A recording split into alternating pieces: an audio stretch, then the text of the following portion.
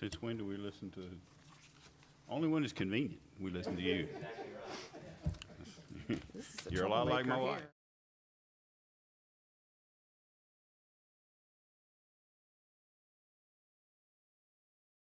here. I assume we are being mic'd. Good afternoon, everyone. Welcome to this special call meeting of the Daniels City Commission. This Thursday, today, January 28th, it is 2:07, and I will call us to order. We have three items on our agenda. First is city issues and strategic planning to include us and staff. When we're done with that, I'll go to second, and then the third, okay?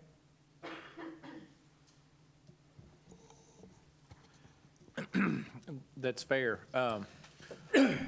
So the agenda is vague, because there's nothing really, the intention is to discuss, correct? And just to have dialogue, really a brainstorming session. On the first item is really the commission and staff discussion, meaning it's with city issues. It's more of the city commission-driven issues. It's the city-wide issues.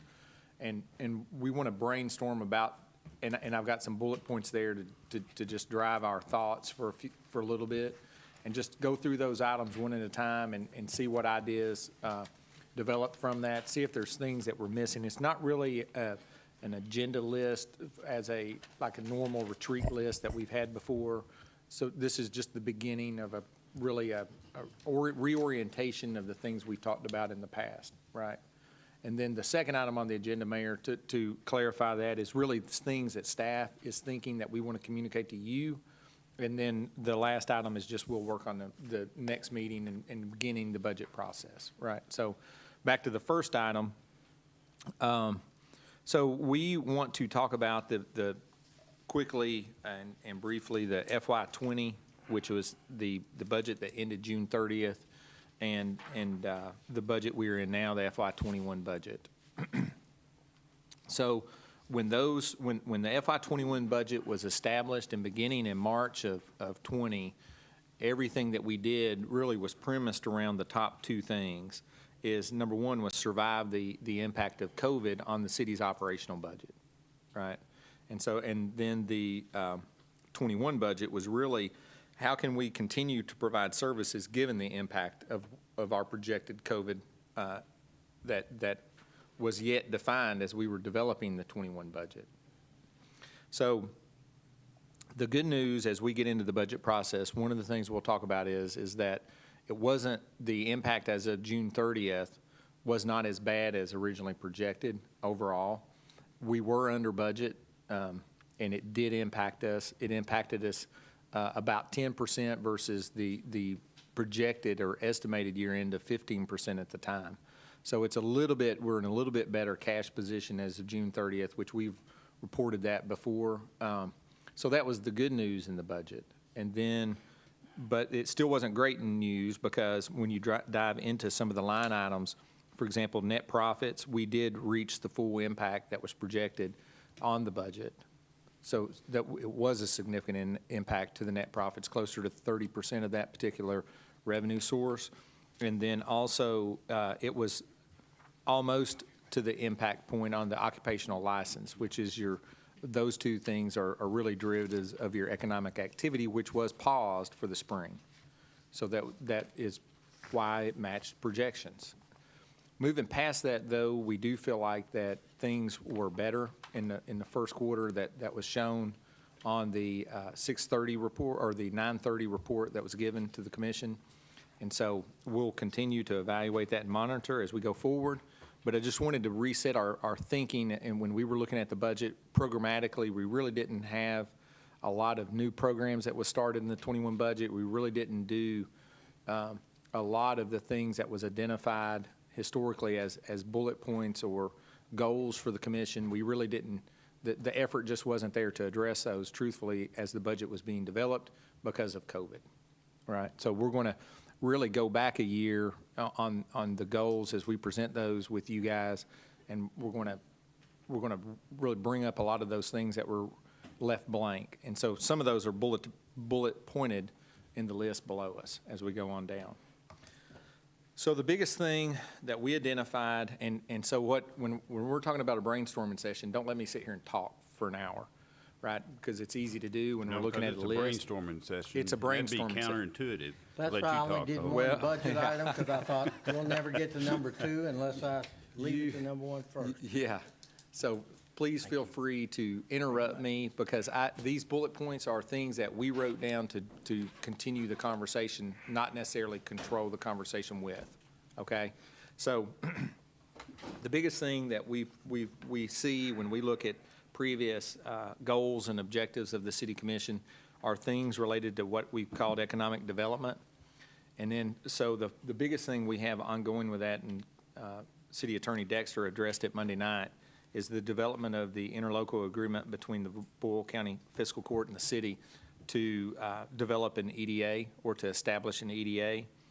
And then one of the things that keeps showing up, as you do that, you're going to want to consider more, what is the city contact for business development? I know that we have the EDP, but still we get a lot of calls here, and so how are we responsive to economic development needs? And what do we have as in the way of staff? Are we continuing to rely on the engineering wing to do that?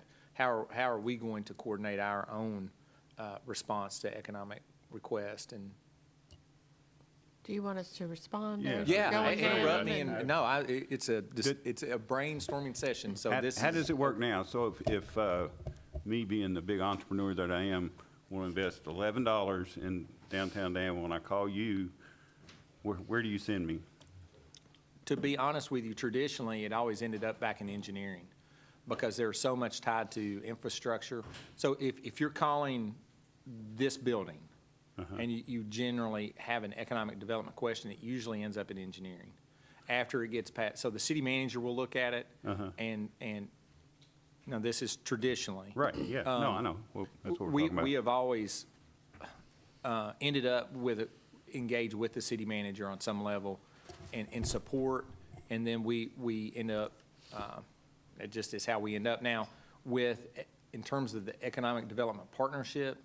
When a contact reaches out to, for example, Jody Laster, that would end up dealing with engineering too. So the call would come in, he may reach out to the city manager, and invariably there's information that is needed, and really engineering ends up responding to a lot of that. So now, I know that planning and zoning gets called, and you'll have developers reach out to planning and zoning director about how to do those things.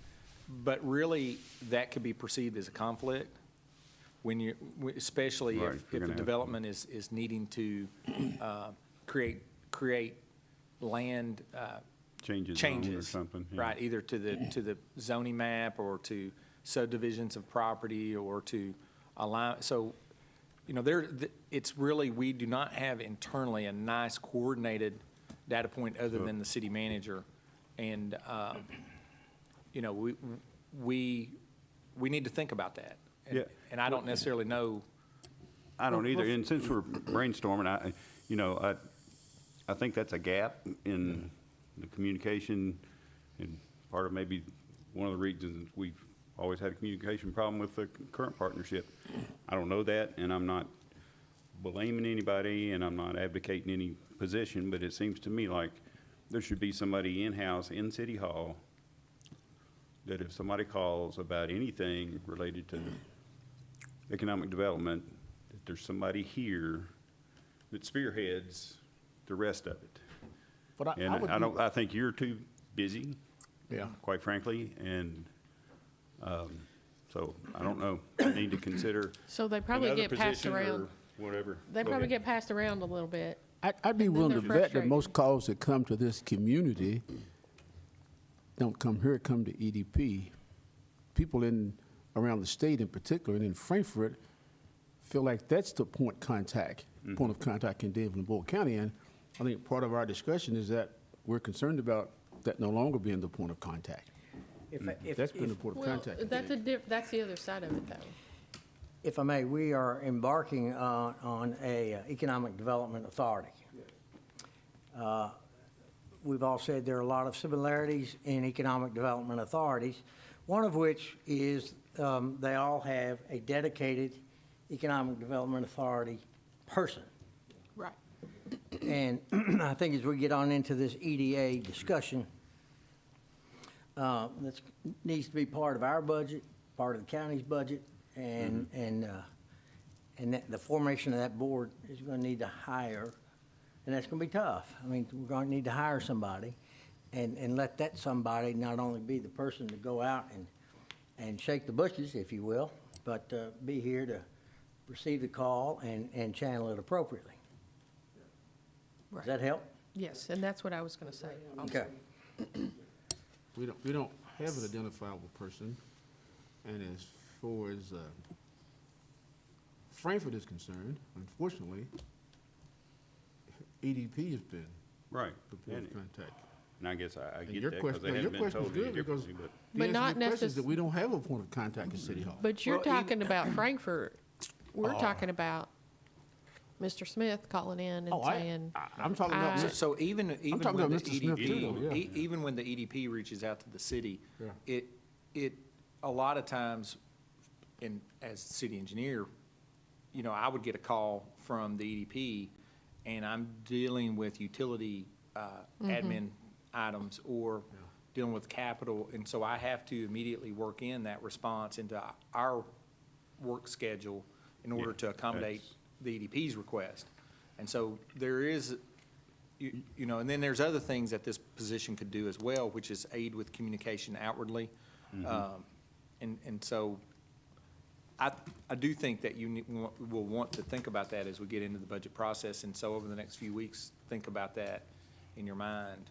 And you know, maybe when you do the EDA, you are looking at a staff member that is an employee that supports the operation of the EDP or I mean, the EDA and whatever economic development activity however it comes to the becomes, yeah. city or the EDA. Yeah.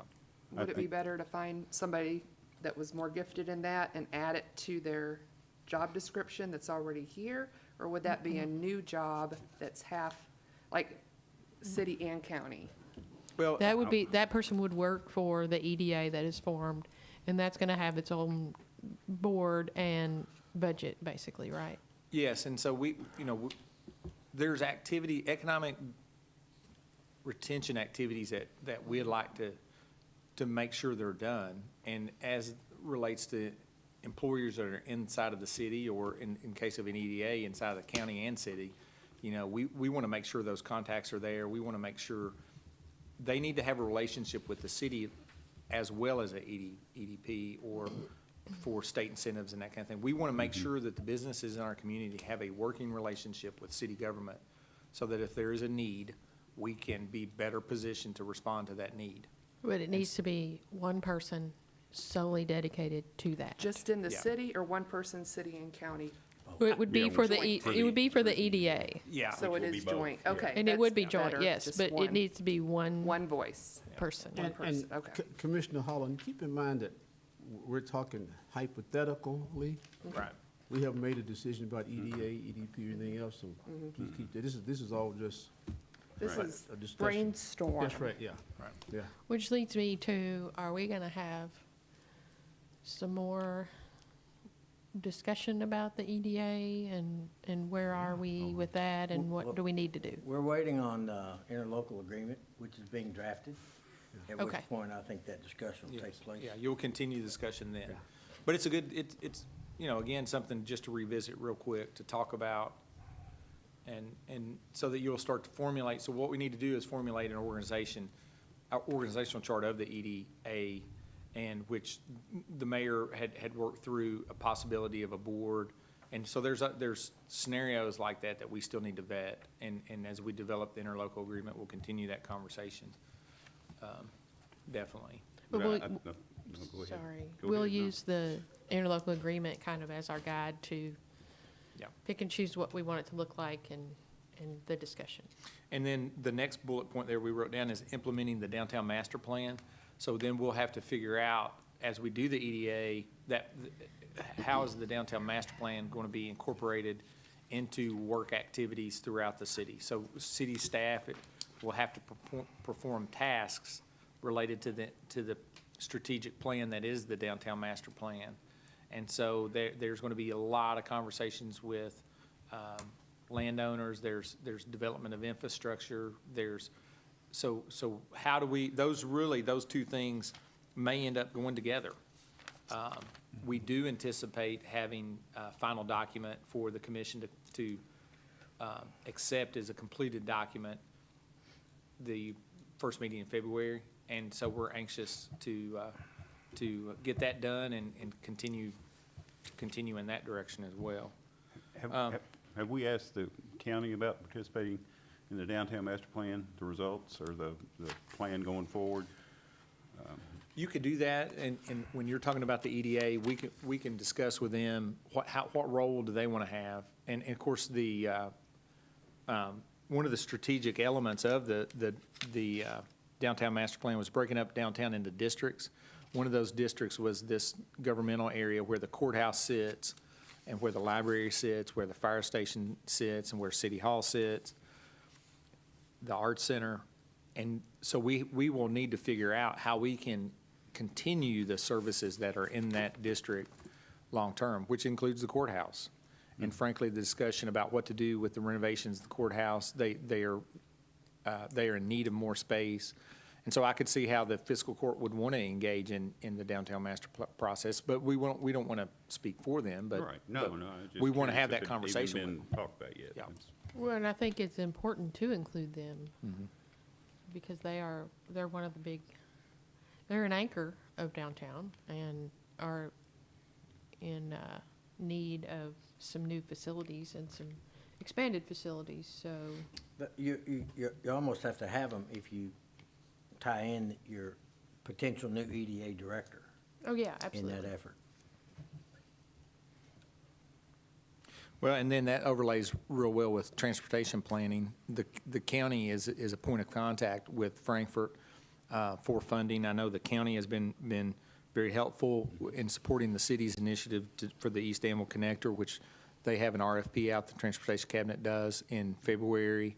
Right now, it's slated to be advertised for design, but that doesn't necessarily mean construction. So one of the things that the city will continue to have to do is seek funding and secure funding for a future construction of that roadway and future construction of other transportation needs, the West Connector, which is supporting the industrial development in and around the rail infrastructure that we have in town. And so then, of course, the streetscape, we are beginning the design of the detailed design for the downtown streetscape renovation. And so those things need money. And if we can engage the county properly and get buy-in, if we go to Frankfurt together, we're more likely to get funding, just to be honest with you. And so we need a good working relationship with those folks, and they us, because the improvements downtown helps the courthouse and helps them operate better and can improve parking access to the court system. And so there are mutual goals that we need to work together on related to transportation in the community and then downtown. Yeah, Boyle County's so small that whatever the county does affects us and vice versa. I don't know. I think maybe that's beginning to be, people are beginning to understand that now. Yes.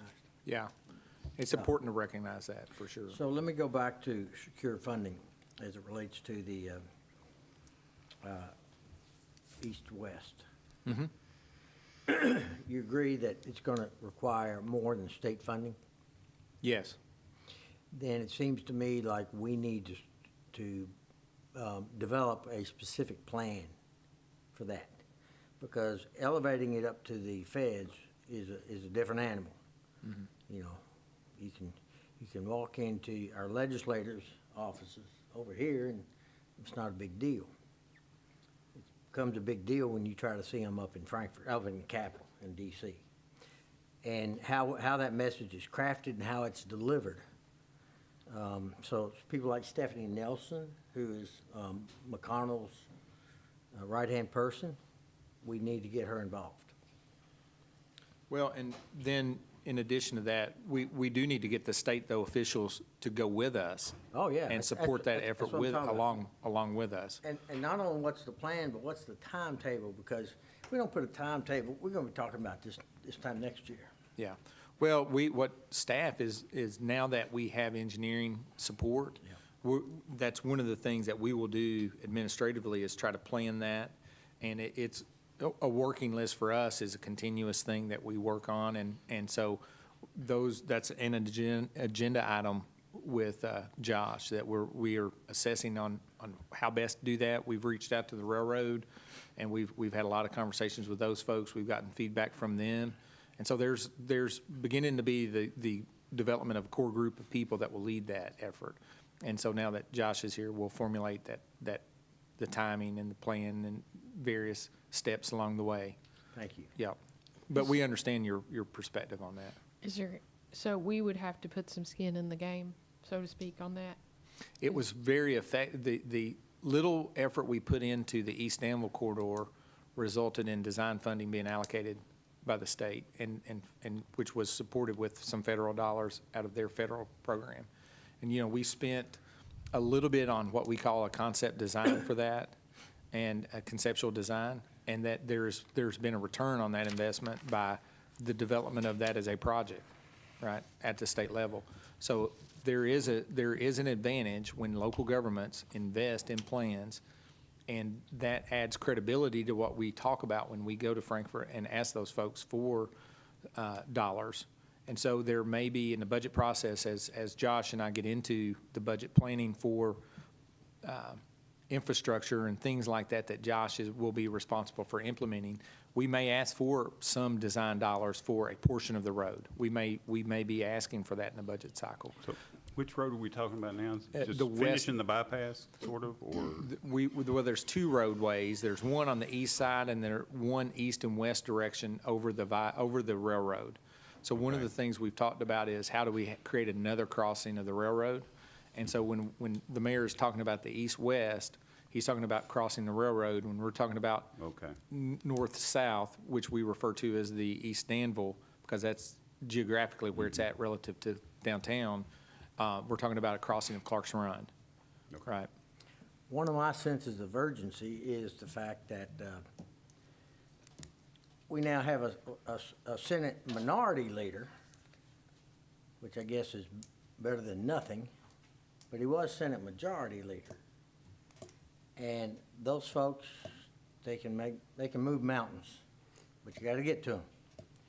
And I was hoping we would be able to get to Secretary Chow, but she resigned, and I think that does not bode well for what we're attempting to do with our airport, because the FAA falls under that cabinet. So we need to make hay while the sun shines. I mean, Senator McConnell is not a spring chicken.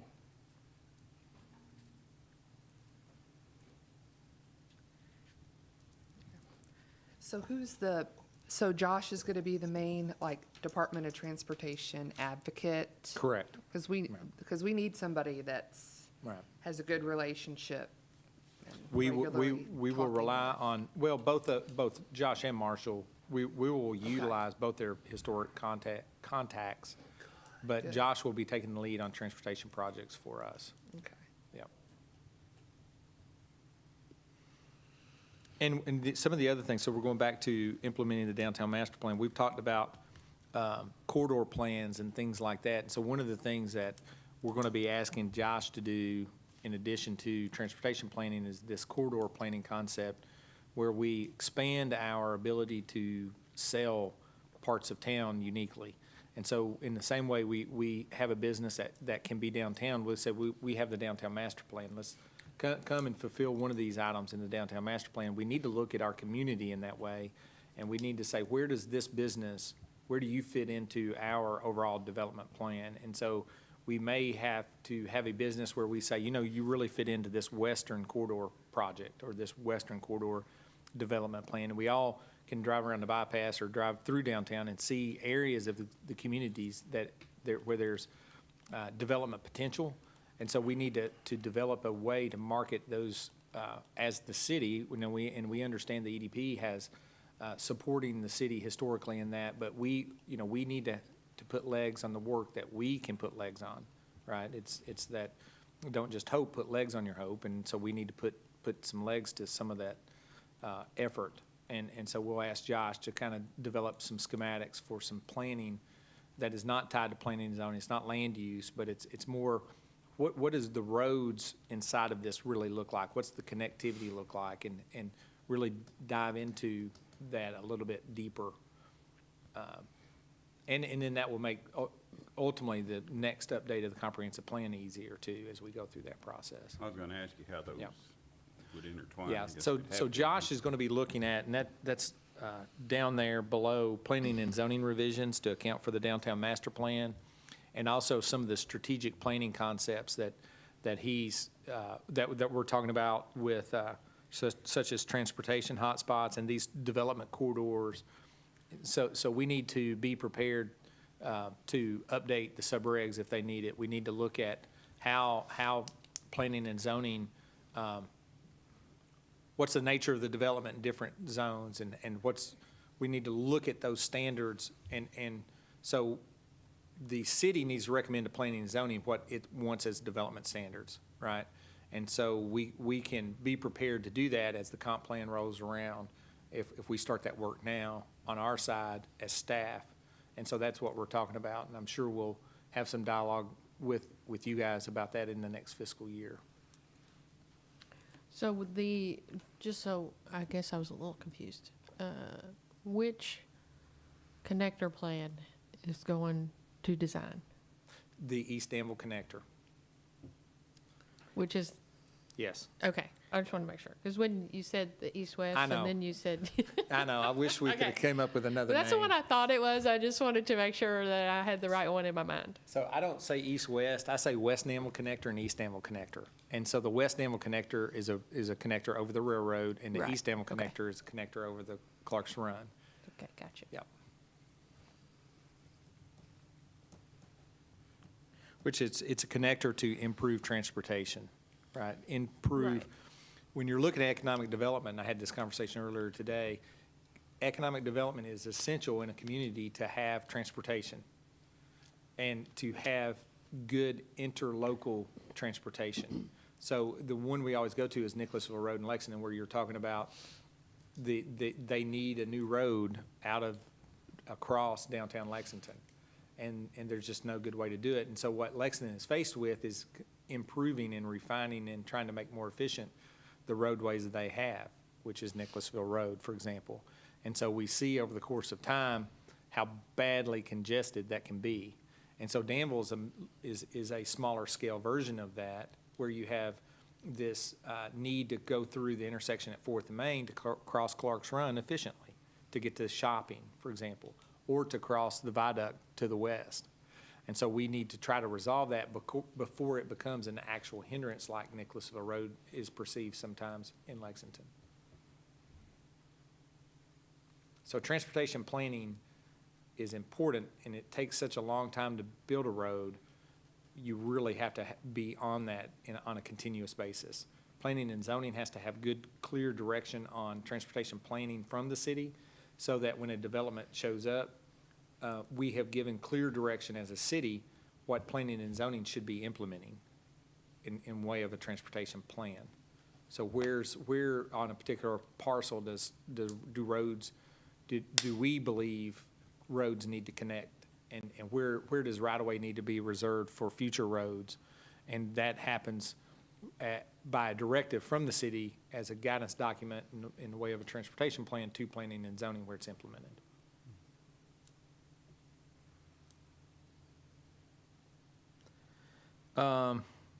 And then incentives, we've talked a lot about land as an incentive, but there's a sundry of, and all the economic incentives that the city really has are tied to a really old style of tax reduction. There's a shopping list of future incentives and things that we need to be in front of and on top of, and we will be evaluating those as we get into the fiscal year And we would hope that we have information that we can share with the commission and ask for direction from the commission on what to do there. So until, well, always, we've only offered tax incentives, like That- payroll tax incentives. That's the Right. only option we really have. It's the only option we have. Right. So But do you with want an EDA, we would have other options. the city commission can create other options, and that's what we would ask you to consider doing. Yeah. We have to have business incentives and things that support the growth of your community. You have to do what your neighbors are doing or do more than your neighbors are doing. Well, to we mentioned stay in that. the game, yeah. Yeah, community growth, residential growth, we need homes. We need people to live in those homes because we need workforce development. In order to have workforce development and residential growth, we have to have asset development. And then at the end of the day, I wrote that little phrase, have a presence throughout the region. The city of Danville needs to be more pronounced, really. I mean, we sit quietly in our county and we deal with issues as they come our way, and we want to have a stronger presence. You all have talked about that before, and there's been a discussion of, do we want to have a lobbying agent in Frankfurt to lobby for things that matter to the city? But we want to have a stronger presence at KLC. We want to have a stronger presence at the ad. We want to increase our influence over the region, not just our own community. And I think ultimately that will serve us well in the long term. Earl, when you reference workforce development, which is a key factor, how do you see that?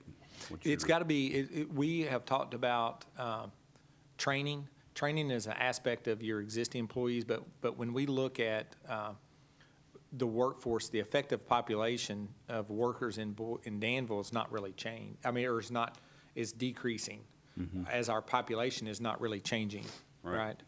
And so as people are aging out of the workforce, we as evidenced by our population, we are not changing at the rate of retirement, right? So we have to get new people to live here in order to improve the availability of workers, right? So workforce development is both recruitment of new bodies.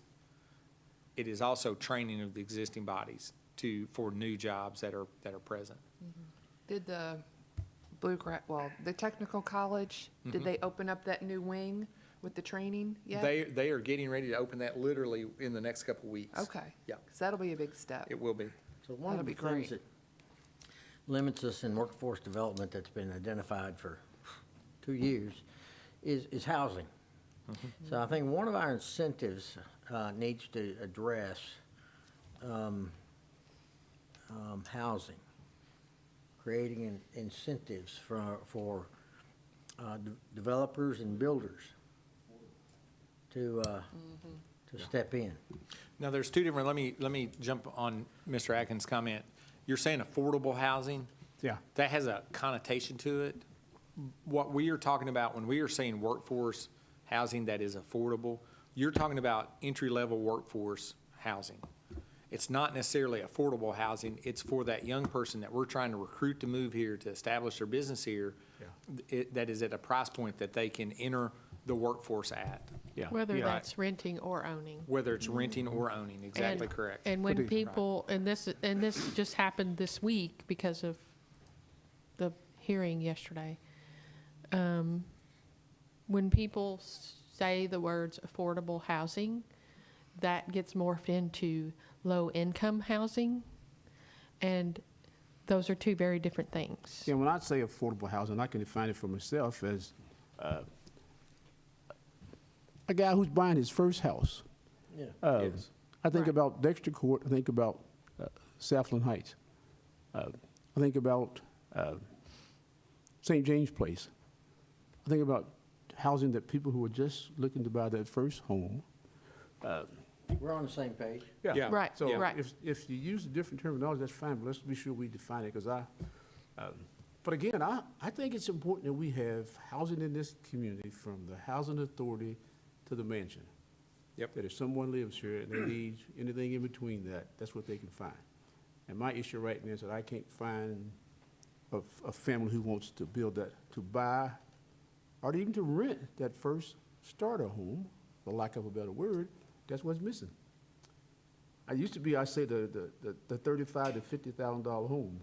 But then I have to say the $50,000 to the $100,000 home nowadays. You got to say the That keeps changing. $150,000 home. Well, but, yeah, but you see what I just did though? It's based on what side of the tracks which experiences are with, but the people I deal with who've been somewhat in rental property, or who've been in the housing authority living communities, who are trying to move out, they're looking for the, I say the $50,000 to $75,000 to $100,000 homes, and nobody's building anything like that. And it's really those that are in existence right now. We've allowed the neighborhoods, not us, but the communities allowed the neighborhoods to get into a position where if I was going to buy a home in that category, I may or may not want to live in. Let me locations. elevate this conversation about workforce. Without trees, you can't make paper. Yeah, that's right. Without workforce, without people. Yeah, I didn't say skilled, I just said people. yeah, that's right. Yeah. Regardless of what we do,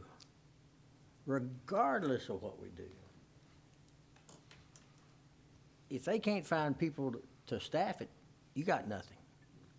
And when we go out as an EDA, if we go out as an EDA,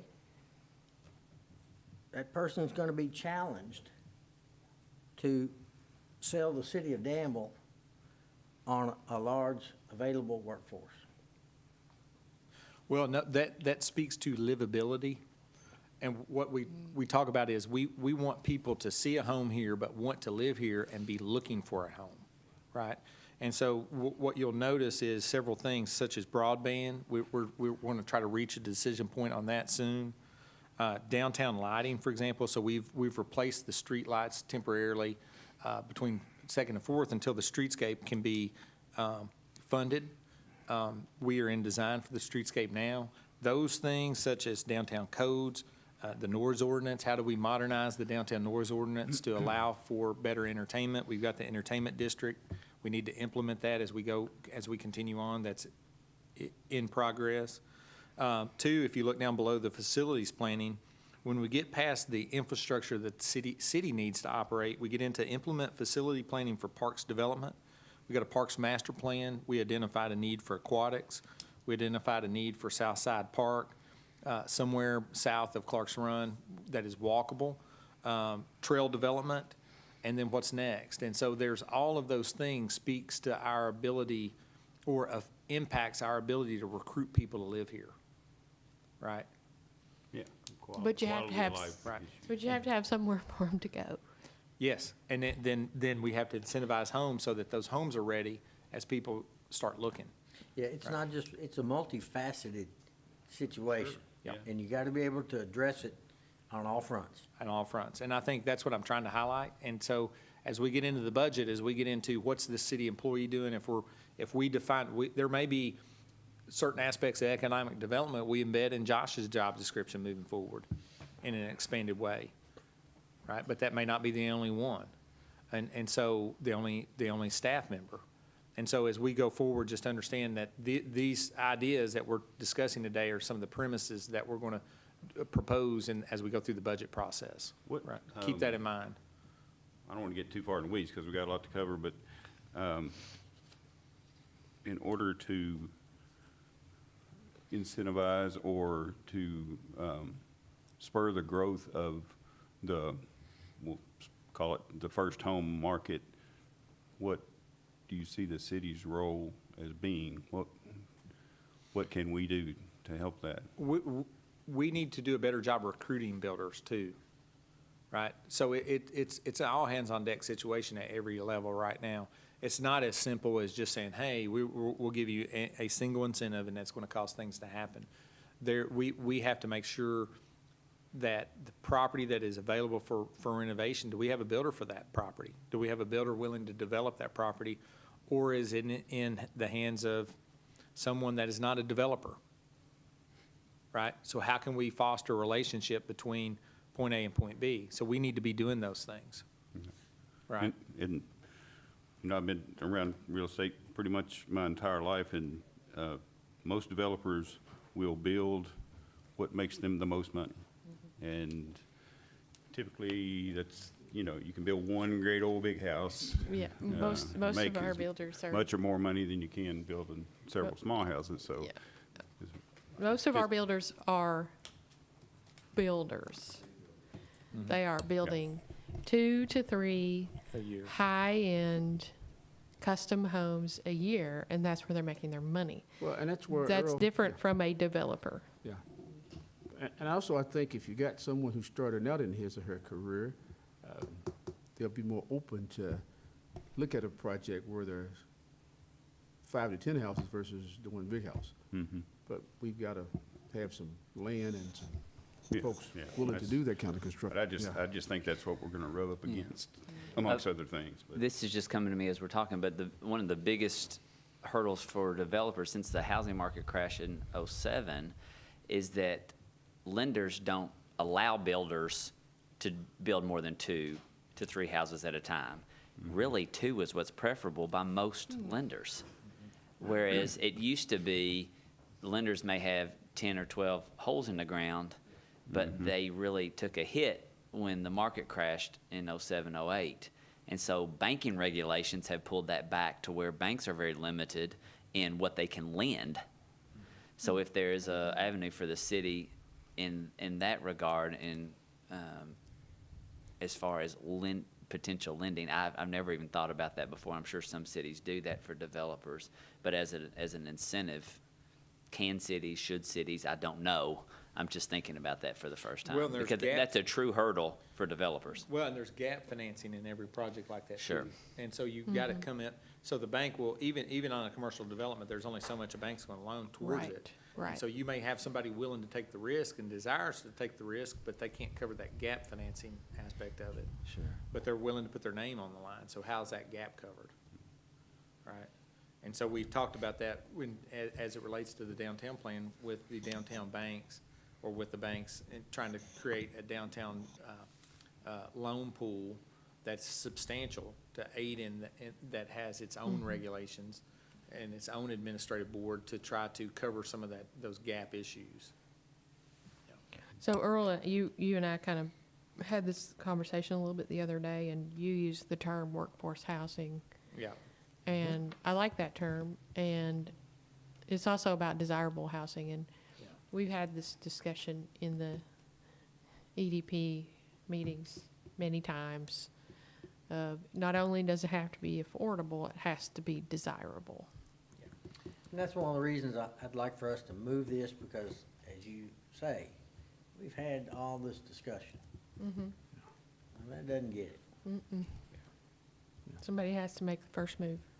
Well, and I think the other thing I would say to us as the leaders of the city is we need to figure out the 2 or 3 or 4, maybe 5 key areas where we're willing to put our efforts in.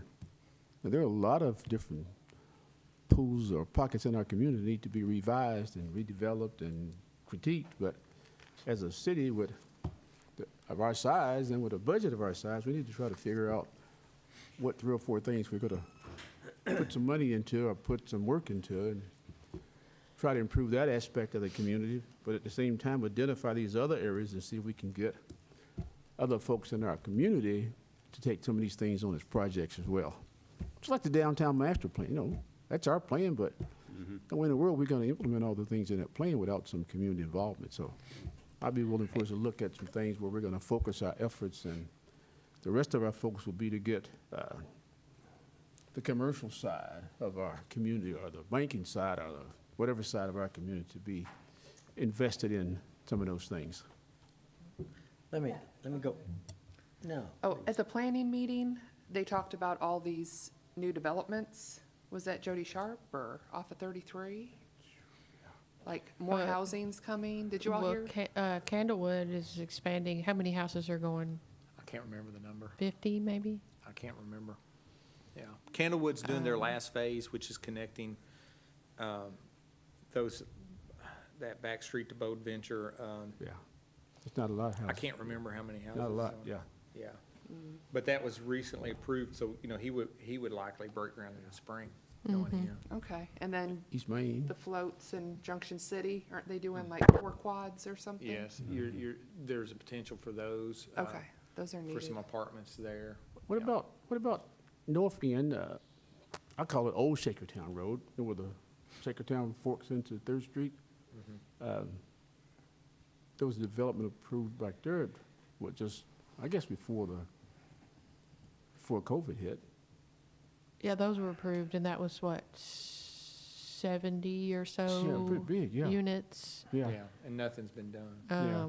I And don't, in East Main, at the end of East Main, Yeah. there's been some stuff been approved, but again, nothing's been done. But if I think about those 3 developments,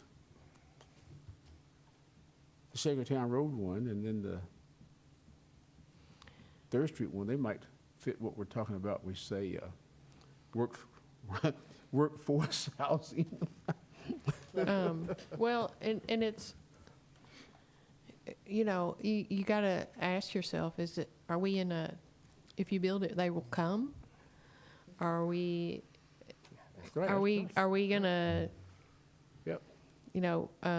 court some developers and say, we'll back you if you go to the bank? I mean, there are really 2 developers, maybe 3, that, they are liquid enough to do a development, but they're just so cautious, they don't want to. Yeah. They don't, and one in particular, I've had extensive conversations with, they're just not convinced that the city and this community, they're just not completely convinced that we're going to draw all these people. And, the question is, so where are all these people going to come from? And what are we doing to get them here? Why? That's part of that, raising that regional It's a influence. chicken or the egg kind of thing. Yeah. Raising our, So pick one and go from there. Exactly. That's right. And it's not just one. Like I said, you gotta address it from all fronts. Yeah, and I'm a visionary person, so, I can see it, but then I need somebody else to work out the details and the numbers. These developers are numbers people. They're looking at the numbers right at this moment saying, the numbers don't work. Yeah, And that's what they're gonna go by. It's typically a demand-driven Yeah. industry rather than the other way around. When of course, I but- announced that the new companies come to town seeking out 500 employees at these different levels of employment, either that has to happen first, and then the housing comes after that, or the housing, so it's just, Probably yeah. housing first. Yeah. But No, yeah. Well, crazy. yeah, I'm not a real estate person, but there's a demand for housing right now. Yeah. Huge, Yeah. huge. Yeah, and everyone's looking for the same thing because the younger generation, they refuse to be house poor. And they don't want the big yard and the big house I'm looking and for the big something- responsibility. And the older people are downsizing. I'm looking for something that I have been convinced by my lawyer and my banker that I can afford. And I sometimes have problems trusting my banker and my lawyer sometimes about what I can afford. So, when you say it's not affordable housing, it's what James Atkins and his family can afford. That's what will make somebody move. Yeah. I do want to go back on one thing about workforce, and a comment.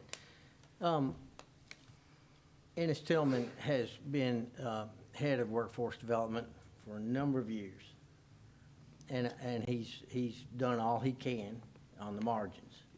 He hadn't had much in the way of tools. So this would go a long way to giving him some tools. and then, so to continue the conversation forward as we get into livability, let's focus on the Parks Master Plan for just a second. We are working through staff, and we have met with various partners that were noted in the downtown, or in the Parks Master Plan document. We're trying to meet with those folks and trying to discuss ideas and ways to expand offerings and services related to Parks and Rec. We are discussing the development of a conceptual plan for the fairgrounds, honestly, with the aquatics in mind. We're trying to do that in-house to a certain degree, and also, we would like to figure out a way to, or what the next phase of trail development would be. We just finished the portion from Stanford Road over to East Main, so where do we go next? And see if we can't find an opportunity in the budget to propose the development of the next step there. And so then, once you get past facilities planning, and now we're not talking about streetscape, we're not talking about those things. We're talking about infrastructure planning for the system. There's not anything that we're hearing from you guys as we've interacted with you over time that's different than the things that we've already talked about, like the trails and aquatics and the expansion of the parks. And I think the school did a really nice job with that road, and I think that was planned, and so that's going to aid the expansion in that area. And it definitely is helping. You've not seen when school, I know we've not really had school yet, but as school began in August at the new middle school, you really didn't notice a traffic impact on Perryville Road at all. And I think that was confirmed the need for that little connector road off Cunningham Way, so that's worked out well. And so we'll continue to look at the fairgrounds now. We will try to work that out with as many partners as we can identify that could use the facility. And go ahead. I was just gonna ask if you could talk about broadband a little more. We can, and so we have a group of a couple of citizens that we're going to engage, and we're going to sit down in the next week or so and try to brainstorm exactly how they see the evaluation or the what components can we develop to complete the evaluation so that we can make a presentation to the commission and call that a decision point, right? So like we're trying to get to a point where we can say, what do you all think, yes or no? So we had the preliminary estimate, so that was your backbone infrastructure, your middle mile, and so now we're trying to get a true implementation cost and an operational strategy for that last implementation component, right? And so we're developing that conceptually. And so then we've got to get to a point where we ask you all with a finite document, with a finite result in hand, and saying yes or no. And so once you all say yes, then we'll head in that direction. Now's the time in terms of we don't want to have this conversation in August. We want to have this conversation as we get into the budget process so that the budget reflects that yes or no answer, right? This is one of those things like housing and workforce.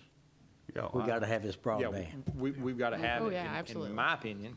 And so we want to get it to as complete of an answer as we can when we bring it up again. I think Right. one thing COVID has shown is that a lot of people working from home, and a lot of Yeah. companies decided that that's more economic. Yeah. So there'll be more of that, I think. So having really good, fast broadband will be essential. And now that's, being in real estate, that's one of the first questions. Well, What's my internet access? Just society-wise, I mean, you look at the things you have in your home now, from the Ring doorbell to the Yep. Netflix to the things that the need for broadband in the home to just have a standard of living that is consistent with what we see as a modern society. I'm not saying that's right. I'm saying as what we see as a modern society, then we're going to have to do something. So if in we order- get to a decision point in the next few months, and the answer is yes, what's the timeline? Do you know? You can start on your middle mile part that we've already got the hard number for. You could start on that in 60 to 90 days because you don't need right-of-way for it. You're The- saying countywide? That puts your backbone in to your hard infrastructure points, and then what you decide to do then will dictate how long it takes from there. So if you could do a wireless access off of a fiber back network looks a lot different than a fiber all the way to the home. But at the same time, what's the service drop-off? So the service drop-off is what we're trying to really determine so that you can understand the time frame and the cost too, and how many people is needed and that kind of thing. So, You might want to get someone from staff to look at what the lieutenant governor's doing around the state. She gave an update this morning about the success of a broadband program that had 37,000 families hooked up on it. And she didn't go into a lot of detail, but it sounded like it's something that they're really looking at very closely because of this, the school setting across the state. But it sounded really interesting to me, and I know you come in on the beginning or the end of some stuff, and so news only gives you about 35 seconds of it. It sounded really interesting. They had Jacqueline Coleman on there talking about it, so, we'll look into it. yeah. Yep. And then, and so broadband's coming, the discussion is coming back. It's not sitting there idle. We, you know, especially, again, you know, we have Marshall now, and he's gonna be heading that up on staff side. And so he's, you know, I know he was looking at, we talked about it briefly today, just for a minute. And so, you know, it's something that is coming. But once we have some information and numbers, moving forward, it's pretty quick after that. Yeah. Yeah, I mean, and when we say, we need to have enough of a breakout so that you may want to make a tiered decision, right? So you may want to implement the middle mile so that you can have dark fiber leases to other agencies that want to start their own internet company directly, right? So there's different tiers with how you do it, or you can do that internet company yourself, ISP yourself. So there's, you know, we have to create a shopping list or some type of matrix for you to say, we want to end up here. And so I'm trying to figure out how to communicate that in a way, and then what information is needed in a way that you all can make the decision that you all, that's required for us to do something. Is Does this that the make water sense? line? It will absolutely include the water line solution, yeah, because it's the most economical by far. Yep. And it's my understanding that there is, Hey, that there is fiber all over Hey, they're this. back. There's fiber all over the county. It's just not really connected to anything. Well, and there's truth to that, but then too, there's price point.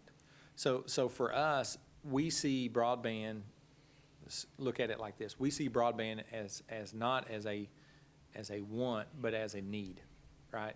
So it is a utility function, not a commodity function. Those are two different things. And so as a utility function, it's important that we drive the price of that utility as low as possible in order to improve our economic footing, right, as a community. And it's becoming just as important as water. Right. And And sewer. so therefore, we may have to put our own fiber in somewhere to be able to control that price point, right? And and you kind of just said it, but the trend is internet, wireless access, fiber access, what do you want to call it? Right. Is just as important and becoming part of basic infrastructure. As electric. Yeah. Less important than water, but as important as electric is. Right, To right. to your lifestyle. Oh, yeah. Water's life.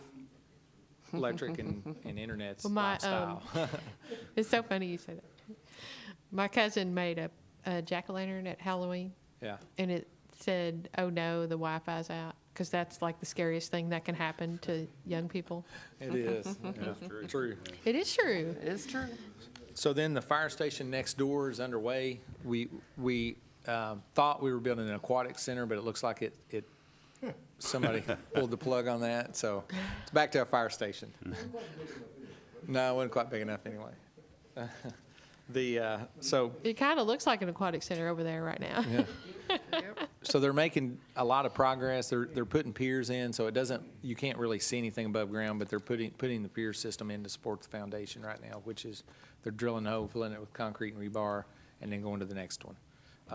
They didn't run into the spring next door, did they? No, there was no evidence of any spring next door. The spring that everyone talks about through downtown goes under this building, really between the elevator and where the edge of the building is. So really under this room, and that's Okay. where it was, and it goes, the community trust building next door is severely impacted. They have, I think they have multiple sump pumps down there.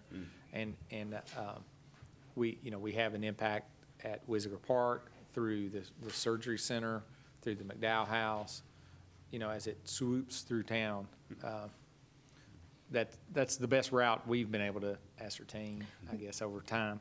I always thought the rec department was doing its in-house aquatic center. And they were Yeah. down in the basement of the Yeah, old it's kind building. of like that sometimes. Yeah. Yeah. The pump in the old building, if it went out, if it went out at 9 o'clock and you walked in the next morning, you were stepping on damp carpet, weren't you, Tony? Yeah. Earl, you said that's the first time you all dug like that and not hit something Yeah, next door? the site is amazing. When you see that dirt, everything there is native material. It's pure clay. It's not been disturbed. There's no evidence that's ever been disturbed. And it's deep, It- deep well, soil. that's Mother Earth, and it's not been disturbed. It's been that way for eons, and which is astonishing because every other lot that we've dug on in town, as we've seen it, whether it's from East Main, where where the dollar store is, for example, there's evidence in old firm maps that was a mill there with a lake behind it at one time, and so throughout town, wherever you go, when we built the parking garage, there was evidence of cisterns and septic systems and all kinds of things in there that predated the auto parts store when it was there, right?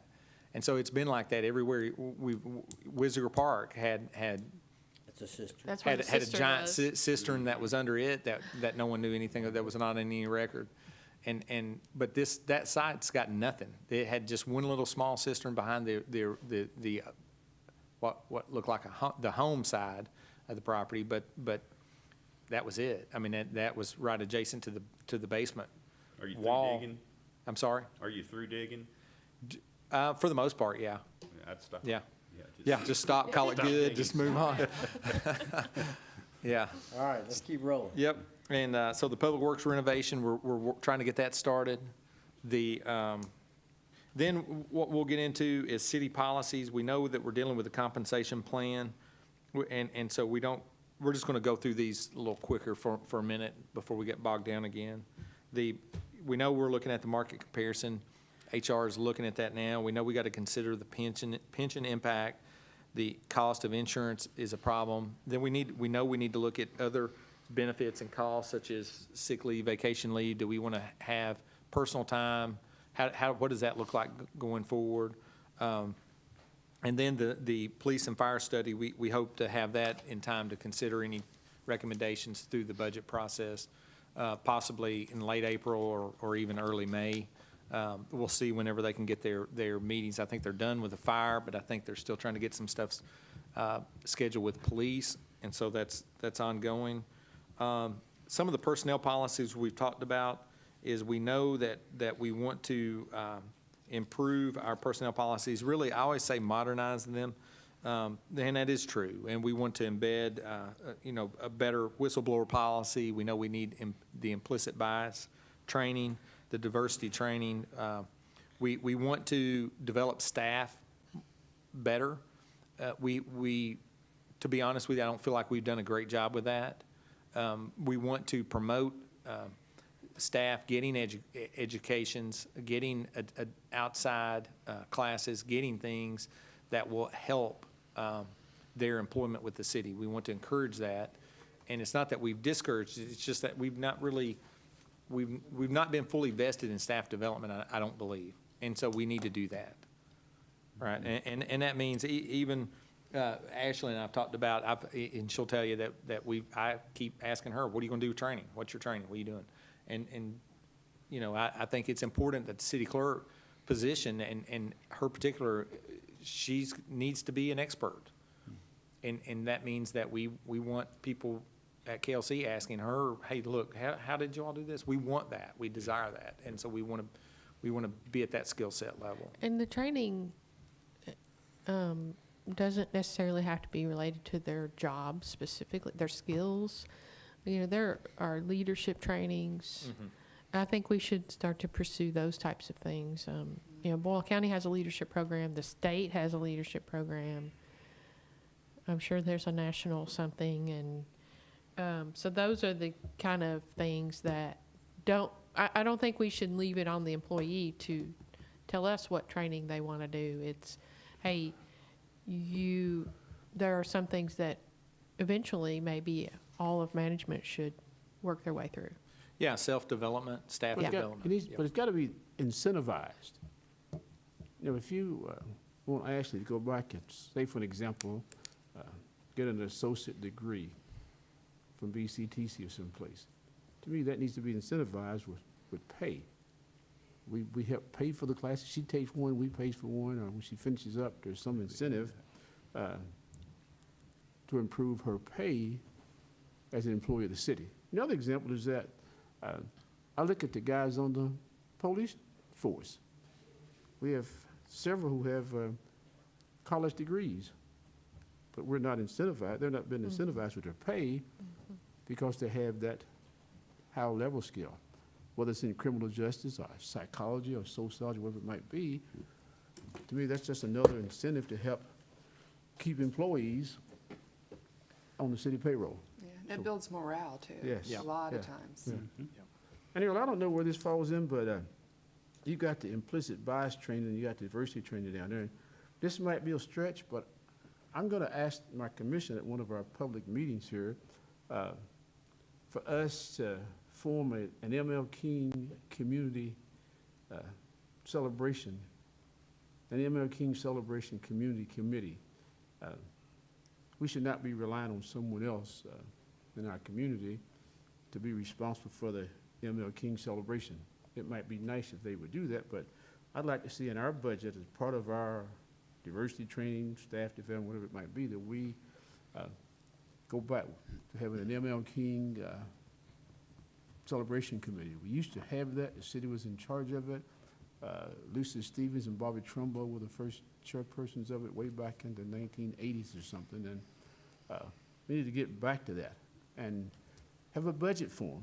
And I'd also will share with you all that based on what we decide to do, I plan to go to the county during their budgetary process and make the same kind of request, that it be a City of Danville, Boyle County joint committee, because I think it works better when we have community committees that represent the city and the county, and that we try to uniform, bring together those folks who are planning things for the ML King holiday. Point of reference, 2018, when the 50th anniversary of the unfortunate assassination took place, we did just that. Kevin and I represented the city on a committee, and we had a grand celebration, but it's because we had folks from all different walks of the community participating in that. That didn't cost us a whole lot of money, but it just needs to be, shouldn't come up the week before the holiday and say, what do we do today for ML King holiday? So I'd like to put that on this list. It's really not a city policy. I don't know how we do it, but if we decide to make it a city committee, then because Mr. Dexter might get involved in that in some aspect, but I think we need to consider that. Okay. Yeah. Have you talked to anybody at the county? No, I have not. No, I don't. Just no, an idea. I always bring things to us before I go someplace else. Yeah, yeah. I can Talk go to with too many James people. Atkins, private citizen, but I'll be looked upon as James Atkins, part of the city commission, so that's why I was sure I'd bring it here first, but. I think it's a good I know idea. our discussion's been good and positive. We've got 3 pages here, and we haven't finished first page, and we're an hour and 15 in it. Take the, Well, we'll go through the next pages a little quicker. okay. To be honest with you, these are the things. No, And I'm but I sorry wanna to give say, it- I I'm wanna gonna give have it to the right excuse time. myself. I had about an hour slotted out for today, so have fun with the rest of the afternoon. Mr. Dexter, oh, where you- wait. That's you not going? true. You're just got bored and you won't go on. I wish it wasn't true, but I got full afternoon and about 4 hours of work and about 2 hours left, so I've enjoyed you. No, I'm not going fishing. I'm going to my office.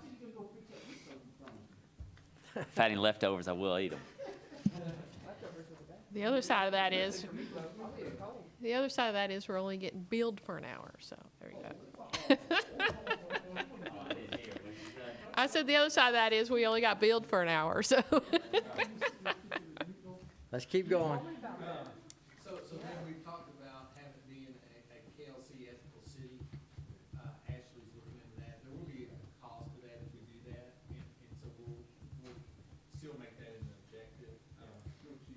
And then we want to, and I say this with intent too, we want to significantly improve public communication. And so we don't, the things that we do here operationally, we talk about it in a public meeting, they're an open records. And so like we want to be more open in how we share what we're doing, what we're talking about, and that's one of the goals that I have. And I hope that, that's reflected as we go forward. We want to improve that. I know we're talking about the newsletter. That's an element of communication. There are people that will look at the newsletter, and there's some people that will look at Facebook. And so we have to have a presence with both, communicate outwardly with both. Now, the stories that end up on Facebook may also end up in a newsletter, but that's one of 8 stories, and then we may end up with 8 posts.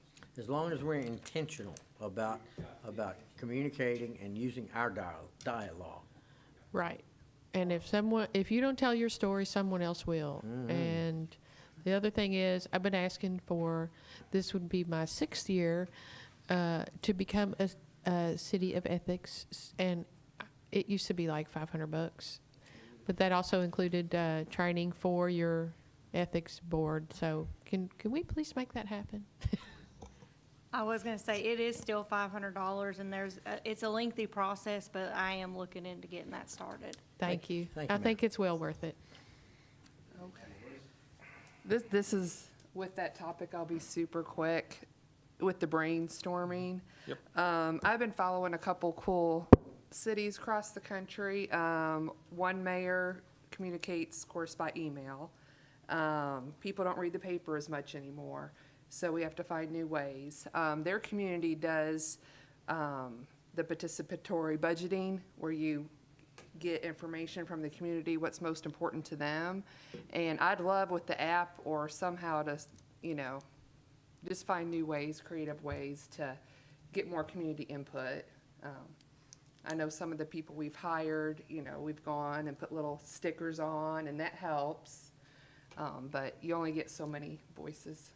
So anyway, the more information we can get, I think is fun.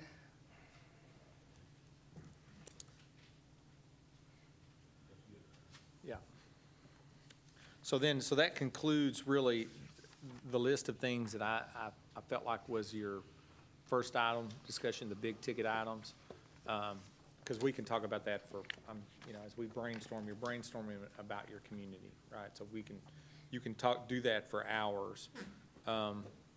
The next set of lists, or the next agenda item is, items are things that are really things that we believe staff will bring up during the budget process and have, that will impact operations in some way, operating budgets in some way. Some of it may be little or no, some of it may be significant. Legislative, executive, and finance, what we again, staff development, training, we want to, and like we talked about, I hate to point at Ashley again, but as an example, Ashley, we want her to have access to training and access to information. We want to modernize the public access to what information we have as a city. We want to improve our web-based information.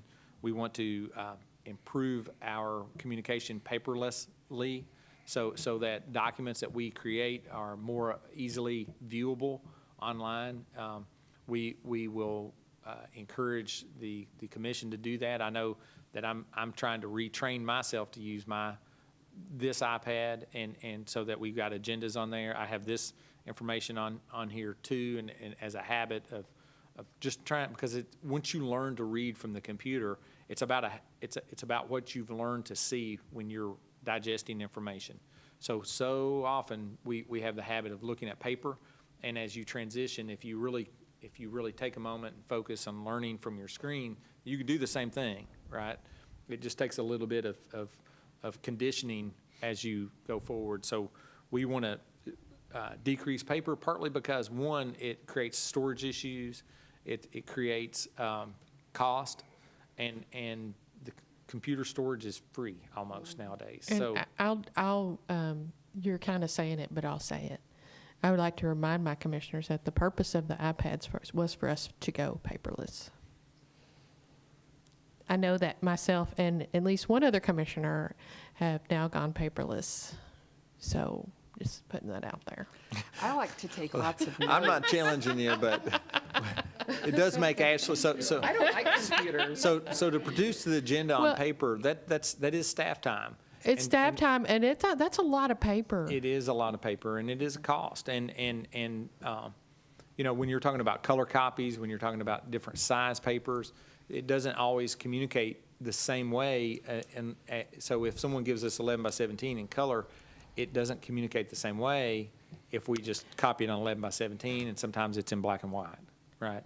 Right, So but also, you know, there are some things that, yes, I think come across better on paper. Correct. But either I could do that myself at home or wherever, or I can come in here and ask Ashley to print it for me, as opposed to a big thick book of stuff that we don't necessarily need to print every time. Right. Then, so we're looking at those things. We want to continue the organization of HR. We now have an HR department. Randy came in January, and so what we'd like to do, I think January, so what we'd like to do is continue to modernize HR as a department of the city so that we improve service to the employee, right? Which is the purpose of HR, and coordination of the interaction of the employee and its employer, and to be that liaison between the services that the city offers that employee and that employee. And so we're going to continue to work on that. I know that Randy has identified several things where he sees operational efficiency could be improved, and so then we'll try to do that by consolidating some of the HR functions and making that streamlined. So HR is a good example of where we really didn't have a strong, what you would call an HR department. So over the course of time, things are farmed out to different people in different areas. And so it really is not really efficient sometimes. And so we want to make sure that those are as close to the point of work, or the tip of the spear on that action as it can be in order for it to be efficient. So we're going to be looking at things like that. And we would anticipate changes in the budget reflecting that, right? Or minor nuances in the budget. And then, again, we want to drive HR towards technology so that maybe we even have employment forms all digital, so that we can do payroll submission instead of doing timesheets that are stacks of paper, to do those digital. And so then that makes the processing of payroll more efficient, right? And hopefully can save us money. Employee policies, we know we need to develop a merit-based policy. So we're talking about incentives for education, but we also want to do incentivize the proficient and efficient work habits. And then also we know we got to create policies for hiring and retention that are better, safety program, and we also got to improve our wellness education as our health insurance costs increase. It's not, so we developed a wellness program where we do have options for employees to go to gyms and to find wellness opportunities, but now we have to focus on wellness education so that folks understand they need to take advantage of those things, because it does ultimately help their well-being, right? And the overall costs. And then can drive down overall cost. And we'll be looking at organizational improvements to improve internal efficiencies. Ultimately, we do that to move, for us, in my background, we like to move decisions closest to the point of the responsible person. So we want to empower the person closest to that decision point to make that decision, right? And so we'll be looking for those opportunities, because we do think that ultimately provides better service to the citizens. Getting into the police department a little bit, things that have been brought to our attention and other is, the compensation planning, of course, and we've got to work towards recruiting and retaining officers. And some recent conversations that we've had is we know we need to improve and expand dispatching services. We had a meeting with some of the EMS and medical community, and we know that the EMD services could be continuation of improvement in all things. And so we need to see how we're doing EMD as we now done that, 2 years now, maybe. And so we need to see, okay, now we've done that, we're accustomed to it, so how do we do it better, right? And what improvements can we make to, well, and someone, what does that matter? And well, the evidence that was given to me, and I'm going to cite it, and it could be wrong, but as it was presented to me, you're looking at maybe the nationwide standard for a cardiac event is 10% survival rate. Well, ours is closer to maybe 1%. Well, what are we doing? How can we improve that? Is it response time? How can we interact with EMS to improve that number, right? And is it medical dispatching? Is it what is it? And so those are the things we want to look at when we say expand and improve dispatching and EMD services overall. And also, we know we need to look at increasing the dispatching staff size potentially as that service grows, and perhaps there are other agencies that want to partner in the long term. Then as those things happen, then we would need to staff up, right, over the course of time. The fire department. Before you move from police, let me make a statement. And this is a moving target, I understand that. But for the year 21-22, this current budget cycle that we're planning for, I'd like to request a compensation package for the Danville Police Department that during the term of 21-22, I do not hear about us losing someone because of salary and compensation packages. I know it's a moving target, but we got to really get ourselves into the ball game where we stop losing highly skilled, highly trained police officers because of a lack of pay. So I'm gonna, while we're dealing with the elephant in the room, I'm going to advocate that we look at several different approaches to insurance. Mm-hmm. One size does not fit all. And to take a 28-year-old, 30-year-old and show him his compensation is higher than everybody else because it's got this insurance, and he doesn't care about insurance. He's trying to pay for a house, cash. Yeah. He doesn't need that rich insurance program. So I think if we can develop, and the argument has been put back to me that, well, when you do that, when you decrease, you lose pricing with the insurance company. So, at least you retain your people. But how does that compare to what we're losing because of pay? Because they're leaving because of pay. Right. And I don't know how to answer it. I just think that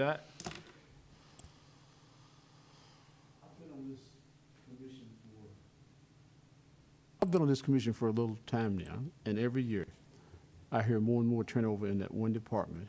And I don't have to hear it. I know it before it gets to me that it's because of pay. And we need to try to address it and say, okay, put something out there in front of them so that can stop being the excuse. Now, I don't know what that takes, but.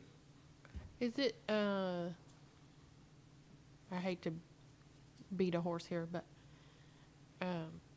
is it true that we don't have an opt-out? They can't opt out of the insurance? They have to take it? I wouldn't say that's true. I mean, an employee can not have can choose not to have family coverage, and you can have single coverage. No, but I But mean, she's like, saying- no coverage. Right. Don't. They can No, say, I don't think you can opt if your spouse has coverage and you want to be on your spouse's plan, we don't have to, but we have to offer it. But if she's saying, but if they say, you know what, I'd rather have the cash. Oh, I right, we don't have that option, definitely. I don't know if you do But that. if their spouse has coverage and they have to take ours. That's what I've been told. Is that true? No, I don't, no, that's not true. No. And But- they don't have to take ours and use that as secondary or vice versa. But if they do opt out, then No, they're not getting any kind it's of just not categorized that way, right? Like, it's just not, we don't spell it out like that, but I mean, there's no obligation that an employee has family health coverage. But you do have to have individual coverage as a matter of, really employment, but that's more of a federal thing. I mean, we have to offer you health insurance, and that's, And I think- that's it. And I think while you're doing this, you need to look at that family plan and the policies of that family plan. Yes. All right. Good. You know, we started, we brought this up a year or two ago, and I think the city's in a little better position now to explore these options. Now that we have a city clerk and you have an HR that's separate. Yes. But that, I mean, that, as we kind of looked into that, I mean, that is a very laborious task. I mean, it's not. Oh, yeah. You know, so that'd be something that Mr. Boyd could take on, but there's a lot of nuances to that. To be clear, yes, we are looking at the structure of the health insurance to try to figure out a way to manage cost, because like you're saying, that is true. It is not the same benefit for a young person getting out of college as it is me. You know, I'm not young now, and I've got kids, and so it's a different benefit for me as it, and Chief Gray, than is even with Chief Gray in your situation. I'll go right? out and speak for my colleagues that we all agree with Commissioner Atkins. We want the hole plugged, Yeah, no more leaks. yeah. Yeah, we understand. And I really wasn't connecting my statement with medical benefits. I think it's important that every employee of the city has some form of medical health care benefits. I'm just talking about at the end of the 2-week cycle, when I go to the bank and I look and see what's been deposited there, that is comparable or that is ahead of what some of these communities where we're losing our officers to. I'm speaking I'm just speaking solely about salary. I know that's not the total package, but to me, that's the most important one. When Kevin first came to Danville in 19 so-and-so, he looked at how many green bucks are going into the bank. What if you just did this? Just put everything in salary, and then put out a cafeteria plan on the insurance and say, if you want this one, here's what the monthly cost is. If you want this one, here's the monthly cost. If you want this, we'll deduct it from your pay. Then you talking about just for the police or for the whole staff? Oh, you'd have to do everybody that way. I think Yeah, do see, I would, everybody. I don't want to open that, I don't want to open that up. I think, again, a good fringe benefit that we have for our employees, whether, regardless of what department they're in, is the health coverage. I think in spite of the health coverage, though, it's about it's about money, it's about salary. You know, I was harping about that $15 per hour for all employees. And if that ever happened, that would surely it would raise our fire and our police, our first responders, way above $15 per hour. But Commissioner Atkins, with all due respect, I don't think you can do both. I don't think you can raise salaries and keep the kind of medical insurance program that we've got now. Well, again, I don't know. Yeah, I would agree with that. It needs to be put out to us in black and white. Okay? If it means we pull back some on the medical or health insurance, well, that's okay. Everything has to be convincing. What's definitely convincing to me is that we're losing some highly skilled law enforcement officials because of a lack of salary. So our HR person, has he been here a year? Yes. Just now a year? Okay. And drinking from the fire hose the whole time. Well, right, that's, He's done a good job with that's it. where I'm He's going is, He's okay, scared. pandemic in 2020 aside, Yeah. the city went through several other situations. Gyrations? I don't even know what to call them. Yeah. Last year, and our employees, everyone has been just reeling from, we had a situation within our entity, aside from a pandemic hitting. And the first 6 months of last year is basically a blur to everyone that is employed with the city.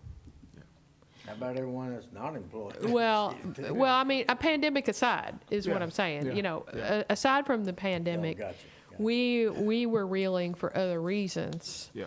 And so now, I think everyone's kind of gotten their feet under them a little bit better. And Randy, our HR person, has gotten his feet under him a little bit better. Well, I think- And so I think it's fair to ask him to be maybe prepared to bring that to us during budget. Some ideas. I think the other thing I wanted, the reason why I made my statement Yeah. was this. We went through a compensation package that was very comprehensive. It didn't cover everybody I anticipated, or I expected, or I wanted it to cover. So my plea today was to get at the first group that I felt need to be elevated when it comes to employees of our city. And let's face it, the face of insurance and medical health has changed also. Yeah. People don't actually go to the doctor. We have telehealth, teledoc apps, there's concierge medicine. We just need to know what is out there and what we can do that will allow us to put more money in the pockets of our employees. I know Randy is looking at those types of options and the compensation plan across the board. It's intended to be comprehensive. We've done some stopgap work this year, and so we know that there's some heavy lifting to come.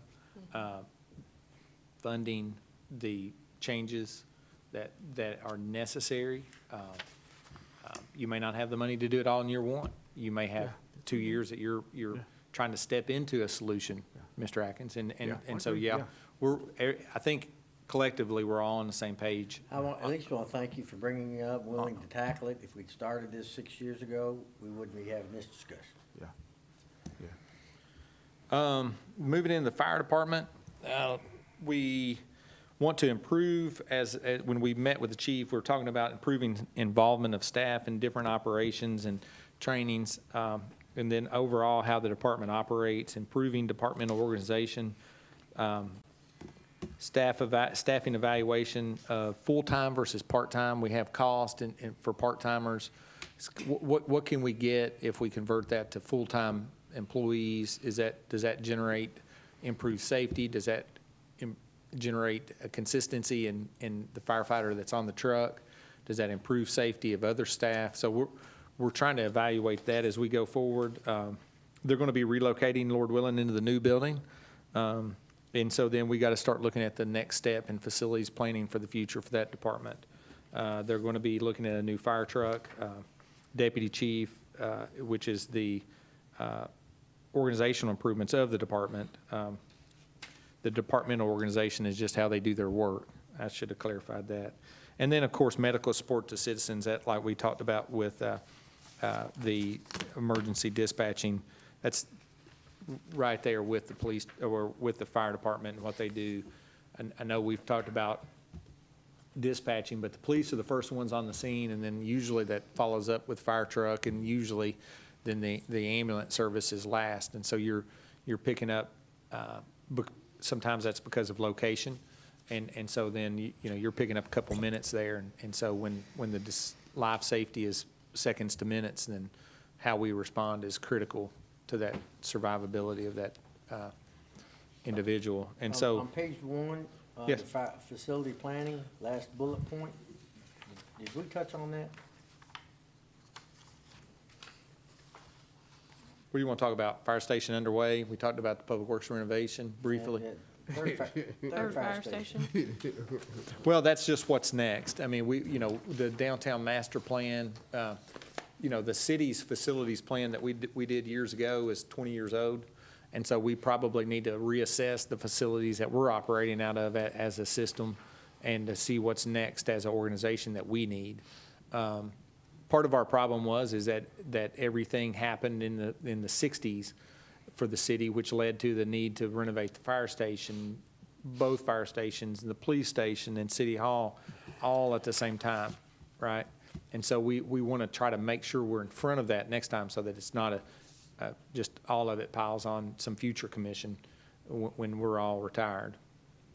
As we conceptualize the fairgrounds, do we need to think about a third fire station when we're doing that? From a safety response standpoint, there's a need to put safety personnel on the west side of the railroad tracks, in our opinion, permanently stationed. On the north side of Clark's Run at the same time, and on the south side of Clark's Run at the same time. We've had incidences in the last 10 years where, or 15 years definitely, where we have not had access across the viaduct, where we've had a train issue, where we've had a flooding of Third Street, 2nd Street area where you couldn't cross. So there's need to have emergency personnel permanently stationed at those different geographic areas, right? And so, yeah, we will need to evaluate that and see what that looks like. City codes, we have talked about demolition. There's a huge obligation on the city to support condemnation. There's a lot of times a situation where you have an abandoned landowner where the city's having to maintain the yard, filing liens, and the city never fully recovers that cost. And so we will continue to look at ways to improve that overall system of property management and codes enforcement on properties so that the city's cost in that process is minimized. There's this idea of, and I've mentioned it to a couple people, of a land bank authority you could do where the city has a pool of money where it's actually acquiring condemned property on the front side, and so that it can force the turnover of it more quickly rather than it sitting. We have one property that went to sale here in town. I don't know that, I can't remember the address off the top of my head, but it went to sale recently. It sold successfully, but it was on the condemned status for 10 years, right? And so as it goes on to condemnation, if you do have something like a land bank authority that acquires that property, then you could possibly turn it over in 2 years and get it off of the city's burden to sit there and let it deteriorate, which makes renovation more expensive if someone tries to save it, or it improves the neighborhood more quickly by getting it renovated and getting it back into the market. So there's opportunities like that, and we'll try to talk about that as we go forward. Parking downtown, master plan, the consideration of how you redo your parking standard, ABC, the implementations of the entertainment district. Again, we have some newer staff with codes, so we'll want to make sure that we implement training there, and then support modernizing the information we have on the web, paperless, and then communication, of course, through codes. Public services, we want to improve the efficiency with which, or the way we maintain public space, right? We want to continue to look at ways to make that easier, to make that better, to improve livability. That includes parks, that includes the right-of-ways with litter abatement, as we work with the county on litter abatement. We want to look at the beautification program. I know that we have the foundation planting trees, and so we want to just continue to impact in a positive way the environment that we have here, but we want to do that efficiently. Again, we're going to look for organizational arrangements to make the work more efficient.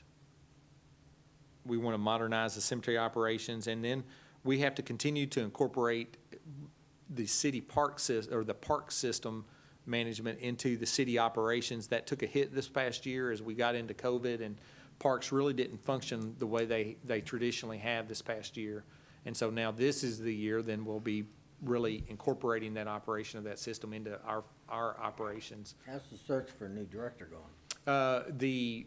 You're moving towards the in-person interview with the top candidates. The I think we got, I'm trying to remember the exact number, close to 45 or more applicants. I think HR has, through the reviewing with some of the staff, has trimmed that list down to, I think, the top 6 or 8 as, with 2 alternates. I think they're going to be conducting in-person interviews in the next week or 2, and then bring that down to top 3 where we have met with the county, and Judge Hunt will work with us directly on that last round of interviews. I have a question. Yes, Now, ma'am. who does the hiring for parks now with city taking it over? The Parks and Rec director is a city employee, Okay, and the staff in Parks and Rec are city employees. okay, so HR, So our HR department coordinates that, and, but the nuance is with with the Parks and Rec director, the county does have a sway per the interlocal agreement in who that person is, and so that's why we reached out to the county judge, and he's. are there still 2 committees, city and county? No, there's No. there's one advisory committee that Good. serves as the sounding board for staff. Okay, thanks for explaining that. And so there is a committee made up of employees, staff members, that help go through the applicants That to is narrow it down. But Yes. then in the final round, are you and the judge gonna be in on those interviews? Correct. So we have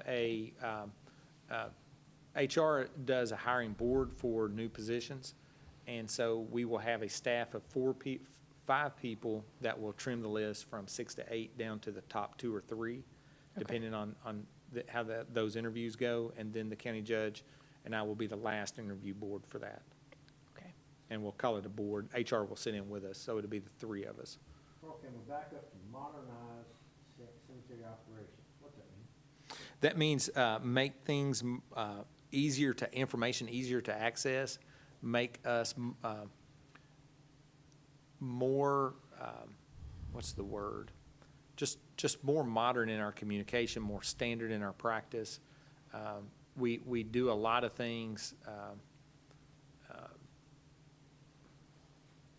You know, we don't want to rely on paper maps. We want to rely on surveyed information. We want to rely on those things. And then it should be obvious how, once a transaction occurs in the cemetery, we have to maintain our records in a more robust way. And I think the city clerk has done a really good job in terms of trying to consolidate those records and try to keep those updated and so it's really the overall, it's how you manage that data, really, when we're talking about operation, and then how you interact with the public at large and what information is available from afar. So the cemeteries are often visited by people from out of town. Where are they getting information on Saturday, right? So we want to figure out a way to make our information available to the public, and so that people can do their research that they try to do, tied to finding those burials and those ancestors. I guess my question really falls under the next category, and it's under municipal utility. We paid for consultant John Carmen for a cemetery master plan. Yep. And as far as I know, it's sitting on a shelf somewhere. Nobody's fault, but, you know, the cemetery is, it's one of those things that gets last. And it may be one of the more visible things that represents our community. We've got issues with cemetery, with security. Somehow, some way, we need to elevate our approach, our maintenance, our care of the cemetery. So when you're talking about modernizing, say it another way, the view that we look at that land space can be different.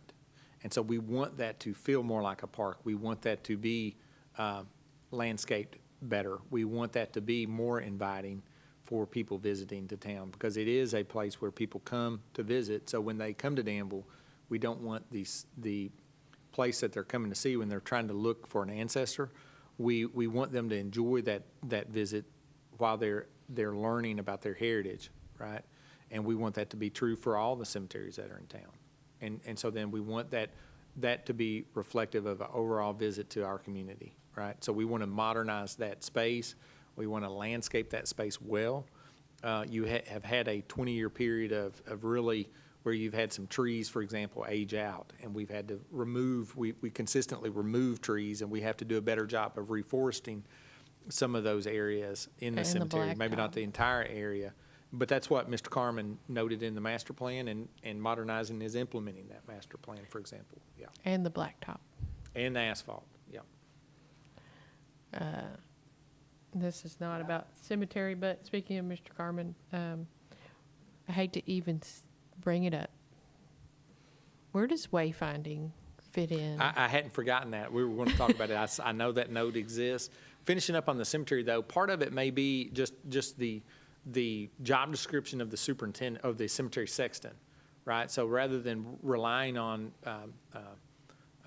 training or field, maybe that needs to be more of a manager. And so rather than looking at it from how do we have this cemetery sexton do X work, what if we can pull them out of the cemetery more and let them take care of the cemetery, but take care of something else too, because they're more of a manager role.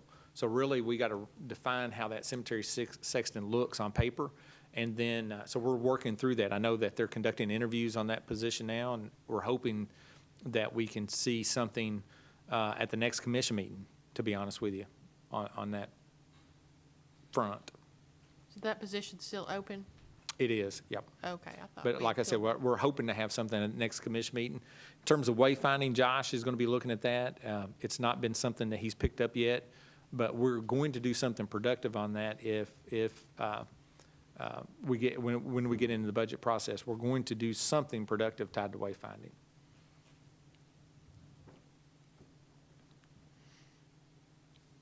Then the municipal utility, we will, now that Marshall's here, what we want to do is take this opportunity to allow him to actually manage the utility. So we have several notes that really address the same thing: improve departmental organization, and modernize organization of the administration of it. What we're talking about when we go through those is that we really want the utility to be more business-like in how it is organized, right? And so what we mean by that is if we have a utility administration cost, then that needs to be in the utility administration department.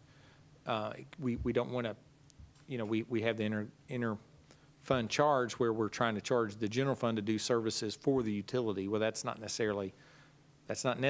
You have a utility director.